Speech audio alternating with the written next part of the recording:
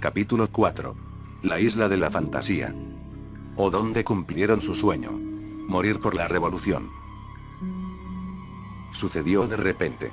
Jesús Sousa había recibido la orden de acompañar al comandante Paz en un viaje.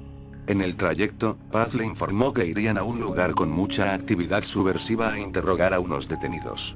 Se trataba de un pueblo pequeño llamado Totos, donde fue creada, por el general Noel, una de las primeras bases contrasubversivas, liderada por el capitán de infantería Santiago Picón, autoapodado Chacal. Llegando a Totos, fueron recibidos por Chacal y el capitán Goitisolo. Se saludaron, y luego fueron a ver a los detenidos, ubicados en una de las aulas de la única escuela, abandonada por cierto, del pueblo. Fue ahí donde Sousa observó a los supuestos senderistas, eran 5 y fueron ubicados en las esquinas del aula, y al centro uno. Se suponía que el del centro era el dirigente del grupo.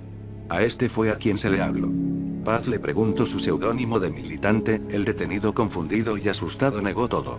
Solo fue eso. Al salir del aula, Paz se dirigió a Jesús Sousa para decirle el motivo de su viaje.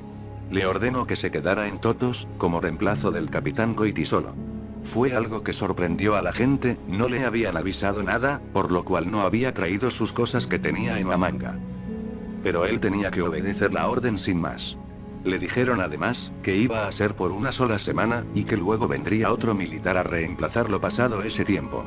Entendido esto, no le quedó otro que aceptar. Antes de que se retiren Paz y Goitisolo, este se dirigió a Sousa y le presentó a sus compañeros de trabajo. Tenientes y subtenientes se presentaron a Jesús Sousa, que sería conocido en este lugar como el Capitán Bazán.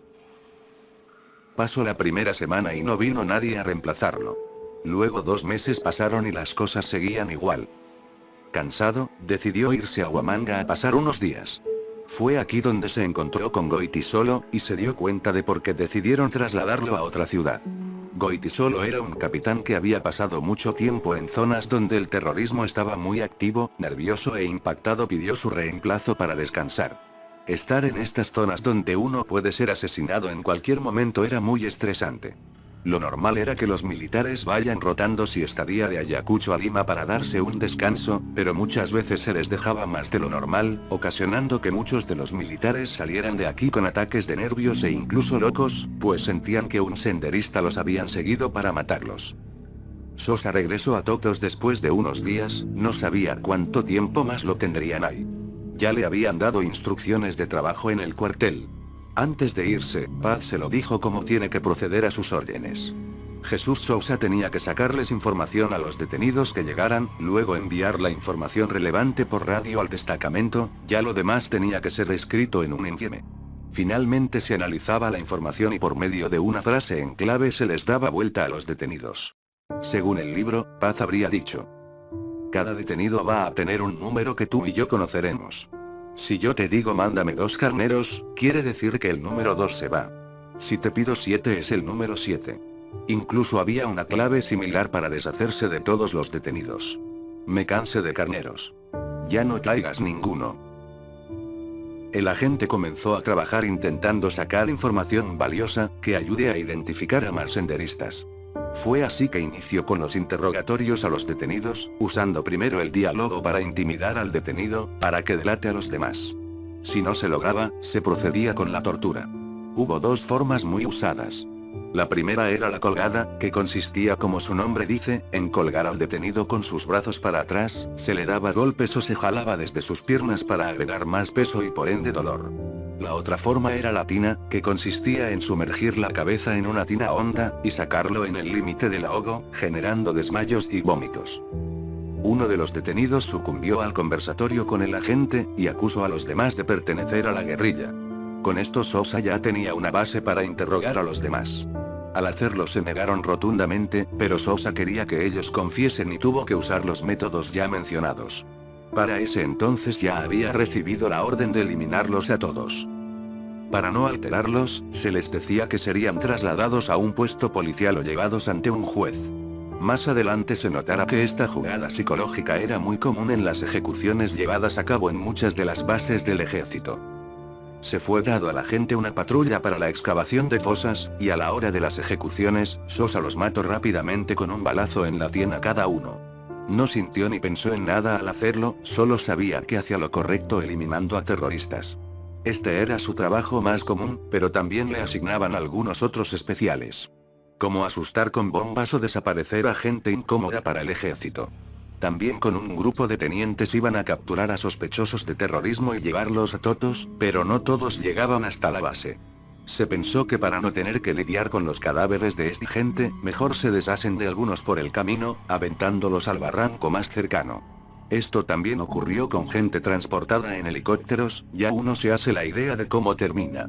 Una justificación que da uno de los agentes era que con este método, el cuerpo se lesionaba, y daba la impresión de que la persona sufrió un accidente, no comprometiendo al ejército, que mataba a los detenidos con un balazo en la sien. Al comienzo, con pocos detenidos enviados desde los Cávitos, Sosa pudo organizarse bien, lo que le daba tiempo de descansar y jugar fútbol con los militares. Hasta que en mayo de 1983 se incrementó considerablemente la cantidad de prisioneros, y tuvo que organizar mejor las cosas que se hacían, entre ellas cavar de antemano las fosas para los detenidos. Como uno se dará cuenta, las cosas que tuvo que vivir el agente fueron muy impactantes, es algo que hasta el día de hoy pasa por la cabeza de muchos agentes que vivieron la cruenta guerra contra Sendero Luminoso. Mucha gente pasó por las manos de Jesús Sosa, alrededor de 200 supuestos senderistas, fueron interrogados por él en su estadía en Totos. En el libro se menciona la existencia de una agenda, donde Jesús Sosa escribió los nombres de los detenidos que llegaron a Totos. Desgraciadamente el mismo agente lo quemó en 1996, y pocos son los nombres y caras que recuerda de las personas que pasaron por él. Finalmente termina con una pequeña anécdota, que fue olvidada por el agente, que demuestra su frialdad al matar. En mayo de 1983, a su regreso a Totos de un patrullaje que duró una semana. Empezó de inmediato a interrogar a los prisioneros.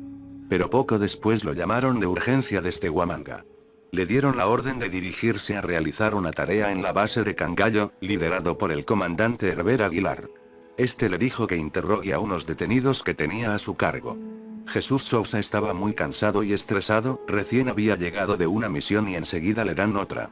Fue a ver a los detenidos, estaban en una condición inhumana, los habían enterrado a cada uno y dejado ahí por mucho tiempo, sus cuerpos estaban deteriorados, y enterrados sobre sus heces. Jesús Sousa preguntó si ellos eran o no senderistas, pero no le dieron certeza. Como estaba cansado y enojado por la falta de información de los detenidos, resolvió llevarlos a un campo y matarlos. Lo hizo rápido y sin pensar, por último le comunicó al comandante Aguilar que todos eran senderistas y que ya se encargó de ellos. El pequeño pueblo de Totos fue una base donde los detenidos iban para nunca salir, salvo escasas excepciones, el que entraba aquí era hombre muerto, aunque no se lo decía. Fue por esto que los militares, a modo de broma, le llamaban al pueblucho de Totos, la isla de la fantasía. Este es el nombre de una serie de televisión de ese entonces, donde aquel que iba allí, se le cumplía sus deseos. ¿Qué tiene que ver esto con los senderistas? Pues según los militares aquí en Totos, los senderistas cumplían su mayor anhelo. Morir por la revolución. Capítulo 5. La Casa Rosada. Comienza el año de 1984, y el general Clemente Noel termina su gestión con muchos cuestionamientos, relacionados a violaciones de derechos humanos. El general más adelante escribirá un libro llamado Testimonio de un soldado, donde dice que se enorgullece de haber recuperado en un 90% el territorio de Ayacucho para el Estado peruano. En realidad en su gestión, disminuyó mucho la masa de senderistas, más específico los adeptos al partido. Pero no fue así con la dirigencia y menos con el Comité Central. Los principales líderes de la guerrilla seguían haciendo de las suyas. Noel fue reemplazado por el general Adrián Huamán, que siguió con el intenso patrullaje militar para reprimir a los senderistas. Durante su gestión, las cifras de muertos y desaparecidos llegaron a ser más de 4.000, convirtiéndose en el año donde más se mató dentro de la democracia. El general fue cuestionado por estas cifras, respondiendo que no tenía otra opción, que si me atacan, tengo que responder. Luego de sus declaraciones, Belaúnde lo destituye de inmediato, y lo reemplaza por el coronel Wilfredo Mori. También a inicios de 1984, es desplazado el comandante Edgar Paz, por el mayor Carlos Bertarelli, quien siguió con el mismo trabajo de reprimir a los terroristas de manera sistemática. Fue en la gestión del mayor, donde se cambió de sitio su destacamento de agentes. Pasaron de un local ubicado en la urbanización Mariscal Cáceres, a la tristemente conocida Casa Rosada. Una casa de 2 pisos con el color que lleva su nombre, ubicada en la urbanización Villa Jardín, cerca al aeropuerto de Huamanga. Al igual que Totos y el cuartel Los Cábitos, la Casa Rosada era conocida por las capturas y torturas a sus detenidos. Cuando una persona desaparecía, ya se tenía en mente uno de los cuarteles antes mencionados. Muchas cosas pasaban en estos cuarteles. Escenas totalmente repulsivas que a cualquiera por simplemente leerlo, lo sorprende y asusta, ya sea por las formas de matar a los detenidos o los diálogos con los mismos. Eran tiempos donde los militares no podían darse el lujo de ser compasivos con los sospechosos, sumado con que prácticamente la vida de estos dependían en absoluto de los militares. Tal vez ese poder de decidir la muerte de muchas personas, sumado al delirio del alcohol al que muchos militares se sumergían, fue un factor para que las escenas narradas por el autor hayan tenido lugar en la realidad. En ese año, por ejemplo, fue capturada la responsable del comité local de Ayacucho, Mercedes Malpica. Fue encontrada cerca del aeropuerto, y tenía consigo material senderista. Fue llevada al cuartel Los Cábitos, donde fue sometida a la colgada, y luego trasladada a la Casa Rosada. Fue aquí donde Jesús Sousa la reconoció. Ellos empezaron a hablar de manera amical, se podía decir que se llevaban bien, aunque la suerte de la detenida ya estaba tirada, ella misma confirmaba su militancia. Pasaban los días y el agente le dijo a la senderista que sería llevada a los policías. Malpica ya intuía lo que significaba eso, y le confesó a la gente que ya sabía que lo iban a matar. Sosa la distrajo diciendo que no iba a pasar nada, y le recomendó colaborar con la policía. Ella se escuda en la regla de oro que todo senderista tenía que cumplir, no revelar información relevante del partido a nadie. Finalmente se produjo lo que ya se sabía, mientras caminaba junto a los demás detenidos, fue asesinada por un balazo limpio del agente Sosa. Los cadáveres fueron tirados a la quebrada del Infiernillo. Muchas veces los militares, para mostrar su rudeza ante los demás, se hacían retos al aire. Por ejemplo, en Cangallo, el comandante Herber Aguilar, después de un partido de fútbol y beber cerveza, retó a un subteniente a cortarle la cabeza a un senderista que estaba detenido. El alcohol hizo que los demás no se dieran cuenta que el subteniente había ido a cumplir ese reto. A los pocos minutos regresó con una olla tapada con un trapo, se dirigió al comandante, saludándolo de manera militar y le mostró la cabeza del detenido diciendo: "Aquí está la cabeza de un terrorista, mi comandante, misión cumplida, mi comandante". Anécdotas de este estilo eran muy vistas en los cuarteles. Muchos militares gustaban de ver sufrir a los terroristas y muy pocos detenían el sufrimiento. Un ejemplo de esto es la historia de muerte del camarada Javier. Fue detenido en 1984 cuando llevaba un mensaje de Ayacucho a Lima. Los llevaron a Los Cábitos donde lo torturaron, y luego colaboró para establecer contacto con otro senderista. El plan falló, y Javier fue llevado de nuevo a Los Cábitos, pero esta vez no se salvó. El comandante Contreras decidió darle fin con una nueva técnica, la inyección letal. Lo llevaron a una oficina del cuartel, y Contreras trajo la inyección en la mano. En el acto estaban presentes Jesús Sosa, Bertanelli y otros agentes. El detenido, al ver la inyección, le preguntó sin más a Contreras si lo iban a matar. El comandante respondió que no lo iba a hacer, solo le daría un suero de la verdad para comprobar si era cierta la información que había dado. Se le puso la inyección al camarada Javier, y este al poco tiempo estaba totalmente descontrolado. Convulsionó violentamente y se movía de la misma manera. Pasando los 10 minutos lo dejaron correr por el patio, pues estaba embistiendo a los agentes en la oficina. Finalmente Jesús Sousa actuó, lo detuvo mirándolo a los ojos, cosa que recordaría con miedo el resto de su vida, y le dio fin a su vida disparándole en la cabeza con su pistola. A la gente no le gustaba que se usara estos métodos para matar a los detenidos, prefería ponerles fin con un simple y mortal disparo en la sien.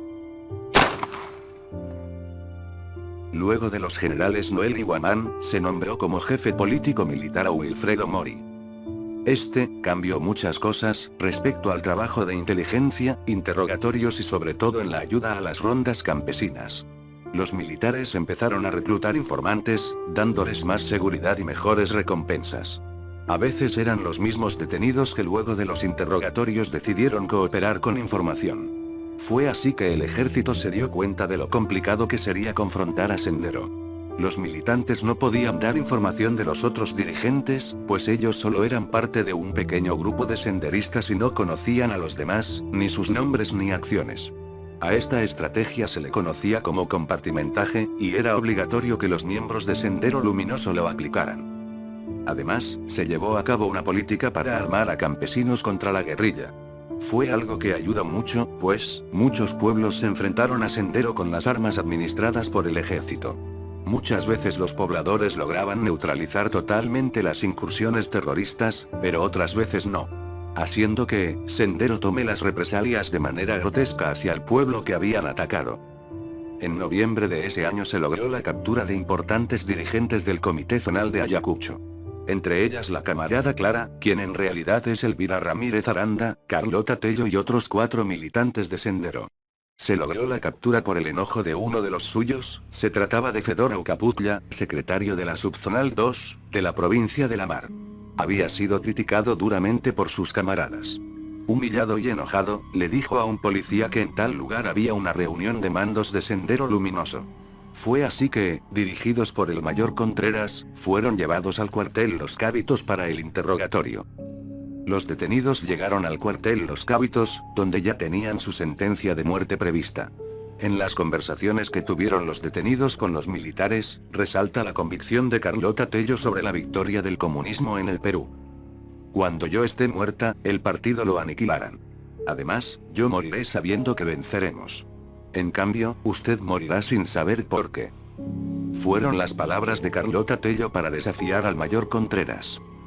En toda la conversación Carlota Tello parecía la que dirigía a todos los detenidos, por la forma de hablar y enfrentar a los militares, aunque en realidad era Clara la que tenía más jerarquía, pero esta actuaba de forma silenciosa. No había nada más que hacer con ellos, se aferraron a la regla de oro de la organización, jamás dar información sobre el partido.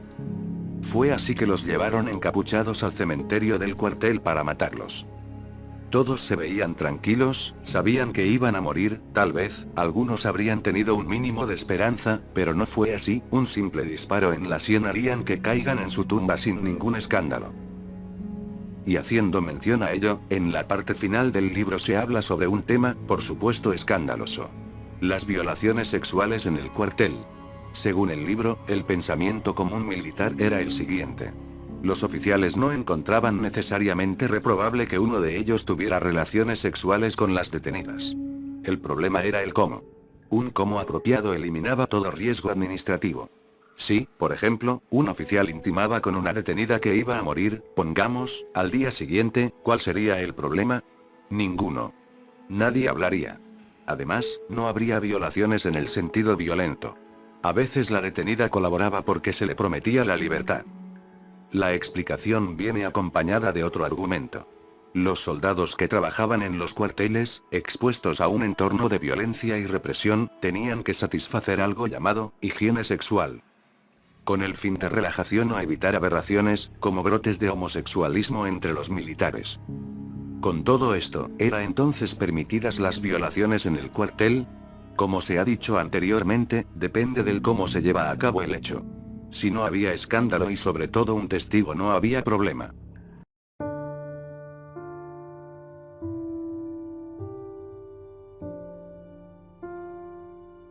Capítulo 6. La ladrillera.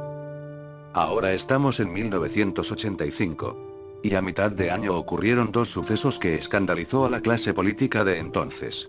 La matanza de aproximadamente 60 personas en el pueblo de Acomarca y la muerte de 7 detenidos ordenados por el ejército en la quebrada de Pucallacú.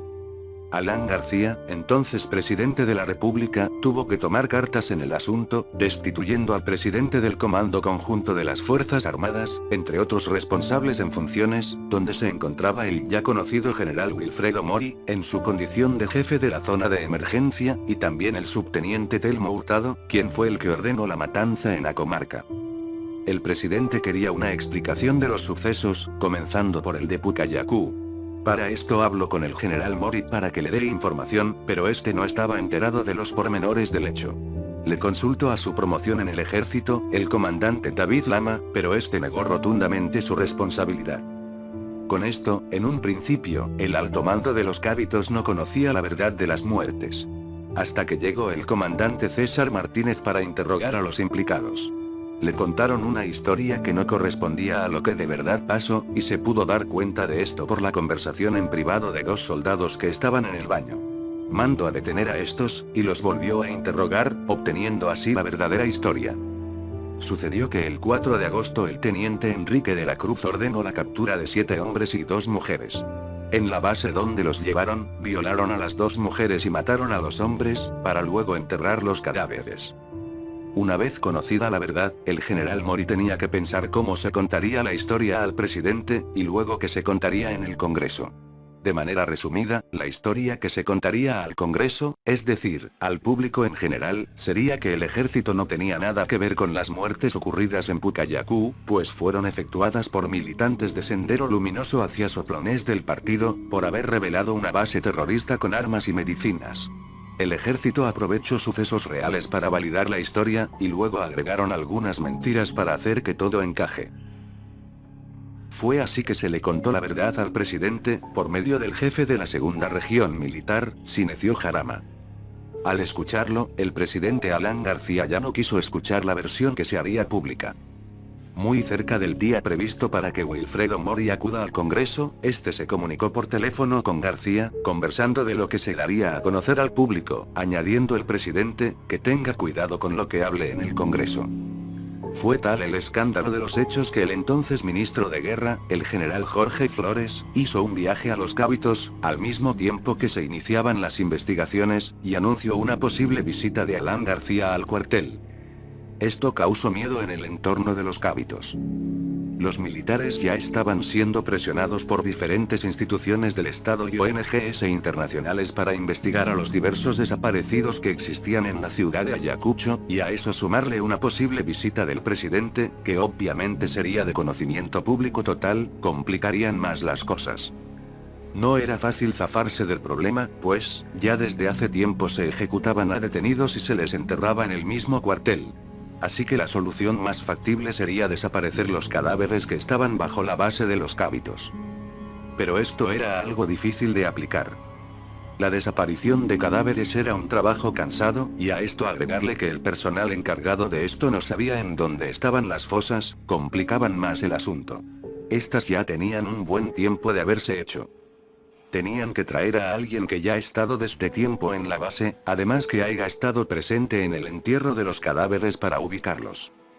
Todas las características que requieran para el trabajo, las reunía un agente ya conocido en esta historia. El suboficial Jesús Sosa. ¿Qué hacía este mientras todo el escándalo de Ancomarca se desarrollaba? Había sido trasladado a Lima, y estaba trabajando para el CIE-1, en el negociado de su versión. El traslado se hizo con una intención. Al parecer, 2 militares estaban comprometidos en el robo de un vehículo en Ayacucho, y en el Pentagonito se estaba investigando el hecho. Sucede que el robo lo había ordenado el mayor Héctor Zavala, jefe del destacamento en Ayacucho, y efectuado el mismo Jesús Sosa. El agente fue investigado junto con el mayor, terminando todo en una pelea con los superiores de ambos. Esto hizo que Sosa espere una sanción por su falta. Pero se le presentó una oferta de traslado al departamento de Ayacucho, donde, pensaba él, estaría lejos de los problemas y conflictos con sus superiores. Aceptó con gusto, sin saber qué tipo de trabajo haría en el cuartel. Una vez llegó junto con el mayor Alan Rebaza, se topó con el comandante Martínez, y este le lo llevó ante Wilfredo Mori, el cual le asignó realizar un trabajo que le encargaría. El comandante le habló sobre eso. Tenía que identificar las fosas donde estaban los cadáveres y calcinarlos en un horno construido para el propósito, junto a la pista de aterrizaje. Y una vez terminado todo, se recompensaría con un incentivo. Hacer un trabajo como ese era asfixiante, el agente ya había tenido una experiencia similar en el año 1983, cuando le encargaron desenterrar cadáveres que podían traer problemas, pues un empleado del Ministerio de Guerra viajó al cuartel para buscar a sus familiares desaparecidos. A este se le prometió dejarlo pasar, pero con la condición que vuelva al día siguiente. En la misma noche se mandó a una patrulla, en la que se encontraba Jesús Sosa, para desenterrar a los muertos y llevárselos a otro lugar donde no provocaran problemas. Así se hizo, efectuando un esfuerzo abismal. Solo el desenterrar el cadáver resultaba muy cansado, pues la tierra era muy dura, y a esto sumarle que tenían que cavar nuevas fosas, trasladar los cuerpos y por último el olor nauseabundo del muerto, que se impregnaba en la ropa. Se logró el objetivo y, al día siguiente pasó el empleado del ministerio sobre los cuerpos sin darse cuenta. Volviendo al trabajo encargado, los agentes tenían que encontrar las fosas, ayudados con los recuerdos de Jesús Sosa, sacar el cadáver e incinerarlo en un horno, mandado a construir por el general Wilfredo Mori. Este, al principio justificó dicho horno, alegando que se necesitaba fabricar ladrillos para una futura ampliación del cuartel, pero en realidad tuvo la finalidad de desaparecer cadáveres. El hacer esto era complicado, por supuesto se les proporcionaba los recursos necesarios. Trajes nuevos cada semana, picos, palas, gasolina, comida, etc., para llevar a cabo el trabajo. Como se pensara era un trabajo desagradable, los cuerpos encontrados estaban en estado putrefacto, y muchos en estado avanzado de descomposición. Cosa que se ponía peor con el traslado de cadáveres, porque al jalarlos se arrancaba un miembro del cuerpo como si nada. La excavación de las fosas trajo muchos recuerdos a la gente Sosa. Recordaba a la persona que había muerto, ya sea por su ropa, rostro o pelo, y también cómo se le había dado fin. Encontró los cadáveres de varios detenidos, entre ellos, Eladio Quispe Mendoza, quien se había suicidado tragando agua para terminar con las torturas. También al camarada Pedro Gómez, quien murió un día antes de la celebración por la fundación del CIE. No se quería que los prisioneros arruinen la fiesta y se ordenó su ejecución. Entre tantos otros se encontraban también, las ya conocidas Carlota Tello y la camarada Clara, fallecidas a finales de 1984. Una anécdota curiosa, que ocurrió también en este año, le hizo recordar la muerte de otro detenido que, se iba a morir pero no en el momento que sucedió. En el destacamento se quería poner a prueba unos chalecos que fueron donados por el ejército argentino, en agradecimiento a la ayuda recibida en la captura de terroristas montoneros, que supuestamente iban a matar a Videla, en el cambio de mando de la presidencia del Perú. Sucede que necesitaban a alguien para probar el chaleco, y quién mejor que un detenido que olía a muerto. Se le ató a un árbol y se estableció la distancia que se dará a la prueba de cada arma. Tranquilo flaquito, veremos cómo juegas con la albiceleste, se le dijo al detenido cuando se le puso el chaleco antibalas. La prueba inició con un arma de corto alcance, pero no resistió nada. El detenido yacía muerto en el árbol y el chaleco había sido perforado por completo. El cuerpo bailaba a la sazón de las balas. Fue un hecho como este que hizo recordar a la gente dónde estaba el cadáver. Terminado el trabajo, los agentes esperaron la recompensa prometida por el jefe del cuartel, no podían preguntar de manera directa sobre el incentivo, pues era un trabajo del cual no se podía hablar. Pasaron los meses y no recibieron nada, esperaron hasta final de año, pensando que Julio Brun, ejecutivo del cuartel que financió el trabajo, les sumara a su bonificación de fin de año el dinero esperado. Pero nada pasó, y no se volvió a hablar del tema. Mientras tanto en el cuartel, Wilfredo Mori fue reemplazado por el general Antonio Gil, quien era más discreto y que durante su gestión, hubo un receso de las prácticas hasta ahora mencionadas en el cuartel. Por otro lado Sendero Luminoso ya no asolaba a Ayacucho como antes, pues estaban preparando su llegada a otras ciudades del país.